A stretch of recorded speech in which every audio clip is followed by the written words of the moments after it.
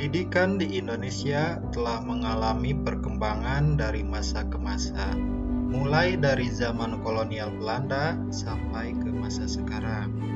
Pada zaman kolonial Belanda, sistem pendidikan Indonesia dibuat dengan tujuan untuk mendukung kepentingan para kaum bangsawan dan kolonial, dengan penekanan pada pendidikan elit pribumi yang hanya mencakup beberapa orang saja.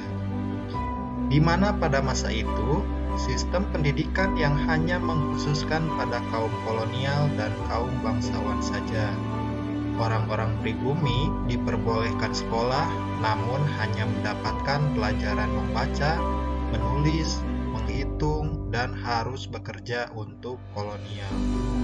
Hal ini menciptakan kesenjangan pendidikan yang besar antara pribumi dan penduduk asli Belanda, serta menciptakan hambatan dalam pembangunan nasional.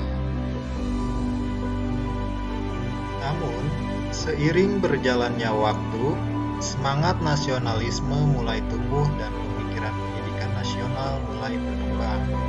Salah satu tokoh yang berperan besar dalam pergerakan ini adalah Ki Hajar Dewantara. Beliau merupakan seorang pendidik yang mendirikan Taman Siswa pada tanggal 3 Juli tahun 1922 sebagai lembaga pendidikan yang berbasis pada kebudayaan dan kemasyarakatan bangsa Indonesia. Pendidikan di Taman Siswa ini dilaksanakan melalui pendidikan kebangsaan yang menitik beratkan pada nasionalisme kultural yang selaras dengan kebutuhan masyarakat.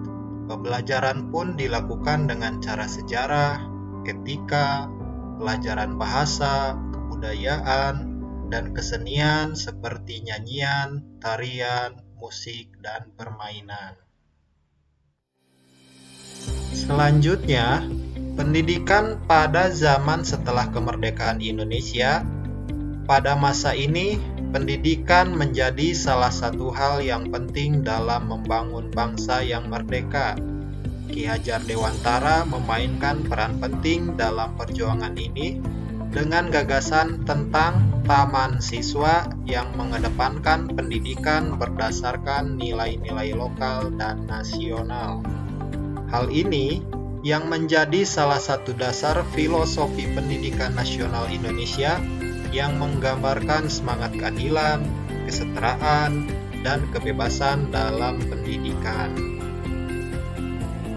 Kebijakan-kebijakan yang diterapkan oleh pemerintah seperti kurikulum nasional dan program wajib belajar mencerminkan komitmen untuk terus-menerus dalam meningkatkan kualitas pendidikan.